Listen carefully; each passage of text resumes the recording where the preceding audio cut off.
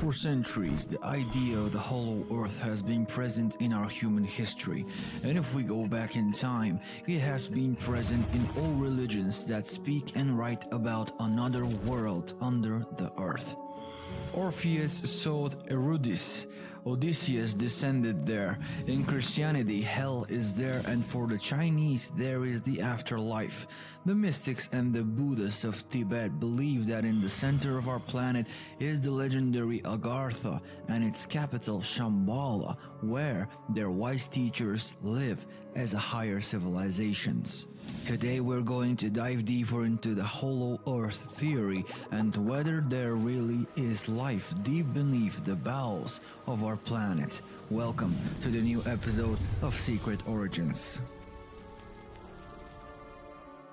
The hollow earth theory holds that the earth is a hollow planet with ancient entrances to the underworld scattered throughout it, with the north and south poles being two of the main entrances. This theory has been reported since ancient times, and the scientists such as Edmund Halley have defended it throughout history. Let us try to trace the history of this hypothesis. Plato is considered to be the first theoretician of the hollow earth, and that this idea was raised by the famous scientist and member of the St. Petersburg Academy of Sciences, the mathematician Leonhard Euler. According to one of Euler's theories, our planet is hollow, and inside it there is another sun that shines above the habitable continents. He recognized the existence of a hollow shell separated at a great distance from the nucleus. This shell, according to him, has exits at the north and south poles, as the scientists believed such a device on Earth would provide better stability to the planet than several shells. Now, the idea of a hollow earth was also advocated in 1692 by the famous astronomer Edmund Halley, the same one who discovered the Halley's Comet. He believed that the earth consisted of shells about 800 kilometers thick, two concentric outer shells separated by atmospheres and having their own magnetic poles, and a central core with diameters similar to those of Venus, Mars, and Mercury. Also, the spheres rotated at a different speed. Halley believed that the leakage of the inner atmosphere was the cause of the northern lights. In 1818, the American engineer John Cleave Symes appealed to the American Congress to finance an expedition to search for a passage into the interior of the Earth. On April 15, 1818, members of the Congress, the president of the university, and several great scholars received the message.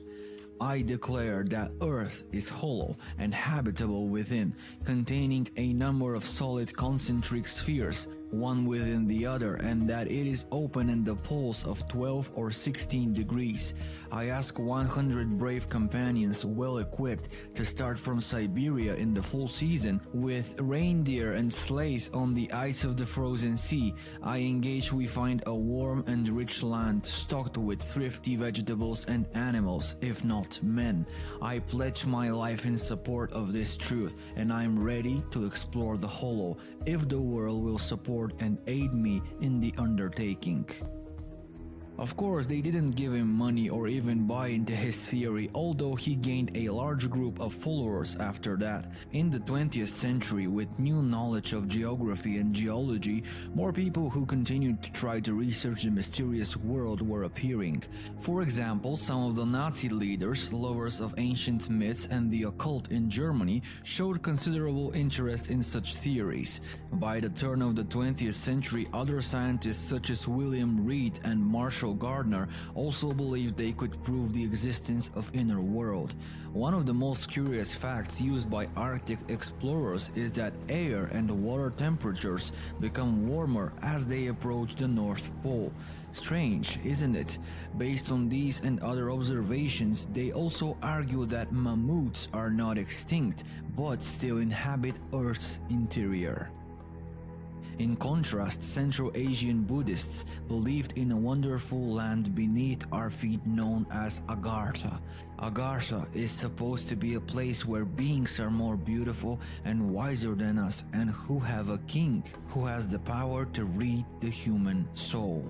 For thousands of years, Tibetan scholars, in addition to teaching about an inner and peaceful world, have said that they are in contact with the king of the inner world or supreme ruler for the entire planet, whose representative to the outer world is Dalai Lama. They also talk and write about tunnels that connect Tibet to the inner world, saying that there are many more like these on Earth, such as those found under the Great Pyramids of Egypt and South America. Entrances to underground cities are said to exist around the vast Amazon basin and connect the lost city of El Dorado to the rest of the ancient world. The capital of this inner world, and therefore of the entire world, is a city called Shambhala. In Sanskrit, Shambhala means place of peace, tranquility, and happiness.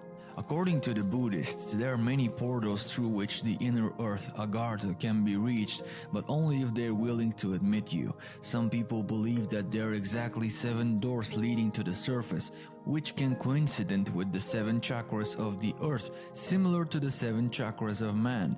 It is believed that the Lemurians and Atlanteans built pyramids on these energy centers, and they are in the jungles of Amazonia in Mexico at the bottom of the Atlantic Ocean under the Taklamakan Desert in Central Asia in China.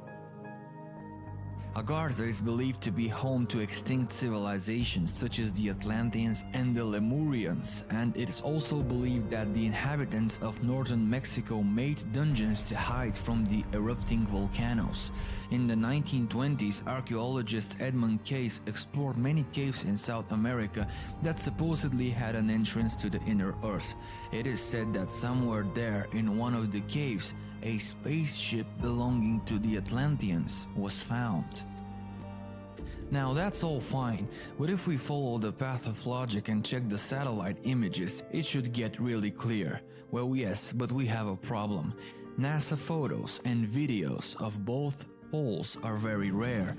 They're hard to find, but even when there are some, they're all covered with either ice or some anomaly or clouds, or covered on purpose. On November 23, 1968, the American space probe ESSE-7 took several pictures of the North Pole in the complete absence of clouds. In these pictures, a huge black hole is clearly visible in the region of the pole. The photos are authentic. Expertise has been conducted more than once. Their publication rekindled interest in the theory that our planet is hollow and that other life could exist inside. Let's look at the facts. For example, the Son Dong Cave in central Vietnam, which has its own river, its own jungle, and can hold a 40-story skyscraper. It is 6.5 kilometers long, 200 meters high, and 150 meters wide. And Mammoth Cave in Kentucky, North America, which is the longest cave system on Earth. The total length is 591 kilometers and has not yet been explored to its end. So, who can confirm for us that these naturally formed caves of nature do not go much deeper? In India, the Ramayana and the Bhagavad Gita are the 2 most famous texts. The Ramayana tells the story of the great avatar Rama, and the Gita the story of Krishna. The Ramayana describes Rama as an emissary from Agartha who arrives on aero vehicle. These aerial vehicles were called Vimanas, meaning the car or chariot of the gods. Interestingly, flying objects have remained a part of all stories about underground civilizations. In Egypt, it was believed that a secret tunnel connected the Great Pyramid in Giza with an underground city where the pharaohs communicated with the gods of the underworld. In 1895, the Nobel Prize winner Fridtjof Nansen set out an expedition to the North Pole but completely lost his orientation when he came across a place that was not on any of the maps, and he had the best orienting devices of his time. Many strange things happen, one of which is the sudden change in temperature from very cold to startlingly hot. It's not clearly where Hansen was, but he certainly wasn't in Kansas. Central Asia is home to legends of an underground race called the Agharti. The Altai Mountains are home to the Chud tribe. In the book Shambhala, Roerich says that the name Chud in Russian has the same origin as the word miracle.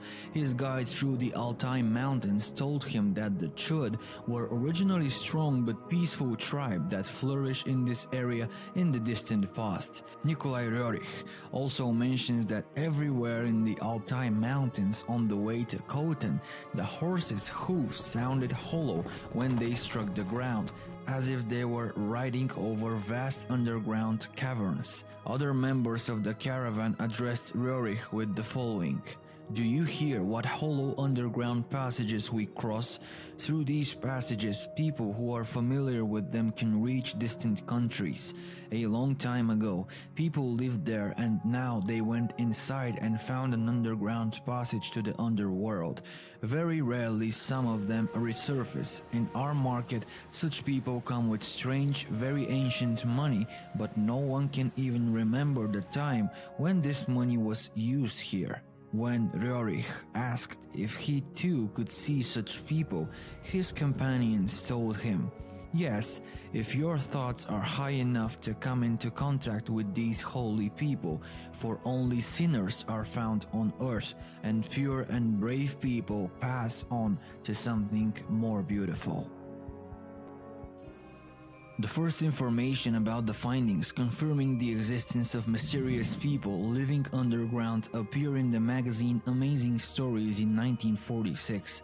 The article was written by the American writer, journalist, and scientist Richard Shaver.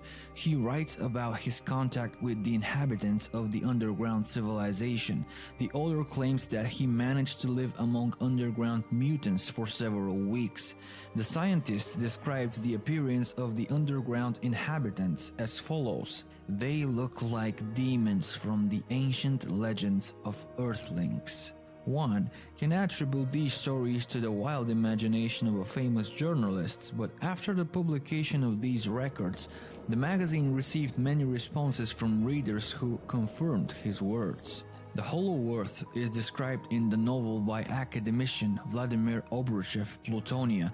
Jules Verne wrote about it in the novel Journey to the Center of the Earth, Nikolai Roerich, and many other authors as well. This hypothesis was treated very seriously in Hitler's Germany, and they even undertook a search for passages to the interior of the Earth.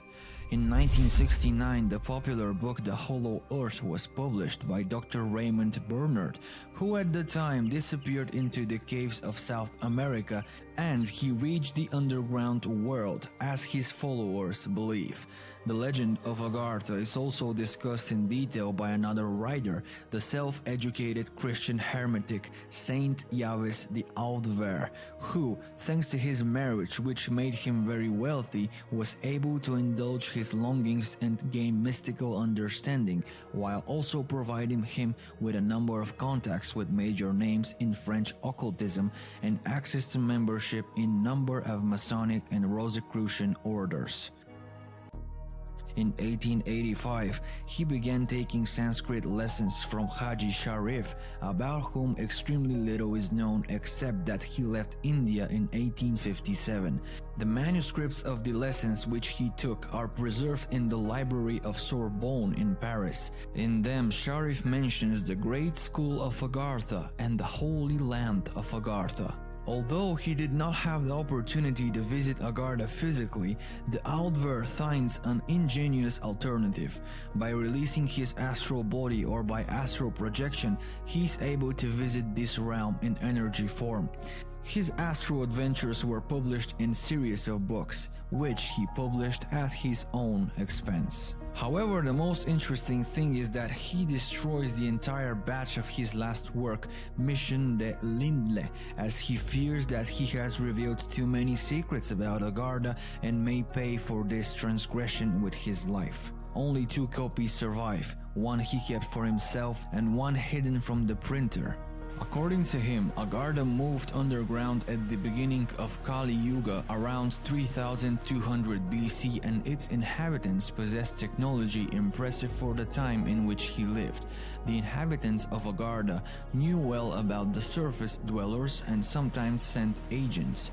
Agartha had many libraries in which all the knowledge of the earth was recorded on stone tablets, including even the means by which the living could communicate with the souls of the dead. In 1908, Willis George Emerson's book with the strange title The Smoky God was published, which was presented as a true story about the mysterious adventure of the Norwegian sailor Olaf Jansen and his father. While sailing north, they fell into a hole around the North Pole and ended up in an unknown world where a highly developed civilization lived. Its inhabitants communicated telepathically and moved at great speed on disc-shaped aircrafts. There also was a sun located in the center of the earth. Their capital was the original Garden of Eden. Later works by other authors such as Agartha, Secrets of the Underground Cities, have identified the civilization Jansen encountered with Agartha, although Emerson did not use this name. After 2 years, the father and son left this world through a hole all the way to Antarctica at the South Pole. On the way out, the father perished in the ocean, but the son survived and somehow returned to Europe. Because the stories he told about this seemingly fantastic world, Olaf Jansen was imprisoned for 24 years in a mental hospital. He was considered abnormal. At the age of 90, he befriended Willis George Emerson. On his deathbed, he told him in detail about his adventure, supporting his account with real journals and maps of the road. Until his death, Olaf convinced those around him of the veracity of what happened to him and his father. In the book, he said that humans there live from 400 to 800 years and that are highly advanced in science. They can relay their thoughts to each other through a certain type of radiation and have energy sources far more powerful than our electricity. They are the creators of flying saucers, which are powered by this powerful energy derived from the electromagnetism of the atmosphere, and they are about 4 meters tall. He says that it rained there once a day, and the title of the book comes from the name Smoky Sun that used to be there. Also, his descriptions of silent flying objects are amazing. He says that they encounter the atmospheric pressure, or as he calls gravity, and so they stayed in air. The more fantastic the theory sounds, the more alive it becomes, and in the 20th century it surfaced again in the works of the famous mystical conspirator Miguel Serrano. He was a politician, ambassador of Chile in India, Bulgaria, Austria, communicated with Rurich, Indira Gandhi, Dalai Lama, and many other famous world celebrities. After World War II, he worked for a long time in the UN Atomic Energy Commission, but in addition to all of this, he raised the incredibly insane theory of the development of humanity and the emergence of a race of superhumans, which Serrano published before the beginning of World War II. The theory was so popular with Hitler and the terrorists of the Third Reich that they included it as a part of their plans. Serrano took the theory of the hollow earth literally and believed that inside the earth there is a space suitable for human life, which has its own sun, grass, trees, rivers. In the hollow earth live the representatives of the future race of the earth, and you can get there through a system of caves in the Himalayas, in Tibet, in Pamirs, the Andes, but there are also entrances at the poles, the Arctic and Antarctica. Serrano mentioned the existence of an oasis with warm waters near the coast of Antarctica, but he himself traveled to Antarctica with a Chilean military expedition. Another interesting fact is that the United States government does not allow airplanes to fly over the poles. All flights are directed to fly past the poles. Any pilot flying over these areas can tell you so. Another thing, Icebergs that float past the poles are made of cool water, not salt water. Another interesting question is, why is it warmer at the poles 600 miles away than 1,000 miles away? In 1943, Grand Admiral Karl Dönitz said a rather remarkable phrase: "The German submarine fleet is proud of the fact that on the other side of the world it has created an impregnable fortress for the Führer." It turns out that from 1938 to 1943 the Nazis built a secret base in Antarctica. There was a secret compound of the German submarines, Führer's convoy, which included 35 submarines. At the very end of the war, in the port of Kiel, they were stripped of their torpedo armament and loaded with containers of various goods and boarded by mystery passengers whose faces were hidden by surgical masks. The crew of the submarines was chosen from among sailors who did not have families or living relatives, and together with them they took a vow of silence. The commander of one of the submarines was 25-year-old Wilhelm Bernard, and on the night of April 13, 1945, the submarine U-530 left Kiel. Reaching the shores of Antarctica, the crew members found a suitable ice cave there and carefully unloaded the containers with relics of the Third Reich, including documents and personal belongings of Hitler. And this is the first stage of the operation, code-named Valkyria II. On July 10, 1945, U-530 entered the Argentine port of Mar del Plata and surrendered to the victors. Euro-ufologist and virtual archaeologist Valentin Dektaryov made a new sensational discovery in Antarctica, his favorite place for research. With the help of satellite photos, he claims to have been able to find the legendary entrance of the underground world, where Hitler and his entourage probably once escaped after the fall of the Third Reich. This is written by Esoter. It is no coincidence that the Antarctica seriously excited the Nazi leaders and their subordinates, German scientists, esoterists, mystics. The thing is, that's not just a no-man's land, as some researchers of the activities of the secret missions of the Third Reich have believed, but also a possible entry point to the underworld, if it's assumed that such one exists. Considering what we know from the legends of all the peoples of the world, this is not difficult at all. Some scientists are even quite argumentatively proving now that the Earth is hollow, and it is quite possible that such a world like ours and such a civilization, which unlike ours does not wage a constant struggle with the natural and cosmic elements, was formed in it, one that's more calmer, ancient, wise, and powerful. The entrance to this underground world was sought by many, not least Hitler, but it is believed that the leader of the Third Reich miraculously managed to find it in Antarctica. A few years ago, sensational news spread across the internet from the American virtual archaeologist Joseph Skipper, who claimed to have found the Antarctic entrance to the underground kingdom on satellite images. Unfortunately, this finding has not yet been confirmed or refuted. But here is a new find, a new entry into the underground world, now from the Russian explorer from the Urals. It can't be a volcano crater, Valentin says. Note, the surface of the inner part of the mountain formation I discovered is very steep, but there is no solidified lava.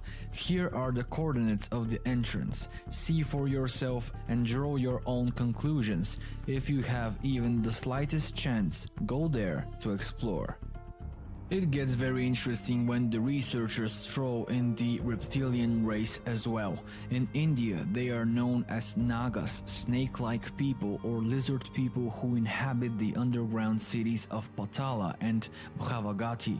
These centers are believed to be located beneath the Himalayas, and from there the Nagas wage wars with their own kind, with humans and with other subterranean inhabitants of Great Agartha Empire. Even today, millions of Hindus believe that the entrance to Patala is the Well of Shesha in Benares. In his book The Venomous Reptiles, researcher Sherner A. Minton noted that it was a real entrance with 40 steps that led to a concentric depression and ended against a closed stone door surmounted by a cobra bas relief. Professor Ernst Moldashev had a similar experience in the attempt to enter such well-guarded premises in the Samadhi caves. Tibet is also associated with a mystical tomb, also called Patala, to which a system of tunnels leads, ending in a vast underground cavity. It is believed that these underground highways probably run through the entire Asian continent and even beyond. The Naga civilization is highly developed and possesses advanced technologies. Among their inventions are so-called the striking rays and the Vimana, or disc-shaped airships. These machines are described in detail in the ancient Vedic texts, including the Bhagavad Gita and the Ramayana. In South America, they are amazing caves connected by endless complex transitions, the so-called Chincanasi. Indian Hopi legends say that snake people live in their depths. These caves are practically unexplored. By order of the authorities, all those entering them are tightly closed with bars. In Chincanas, dozens of adventurers were unhappy. Some tried to penetrate the dark depths of curiosity, others because of the thirst for profit. The treasures of the Incas are hidden in the legends of Chincas, and those lucky people who were able to get out of the creepy caves were forever damaged in the mind. From the inconsistent stories they were telling, we can only imagine what creatures they met in the depths of earth. These inhabitants of the lower world were both human and snake-like. Are there any other stories that prove the existence of the inner world? What do you think about this hypothesis? You will be amazed of what we found about the hollow earth, but we will continue next week in part 2. We bow before you and thank you for watching. Keep your minds open, and until we meet again.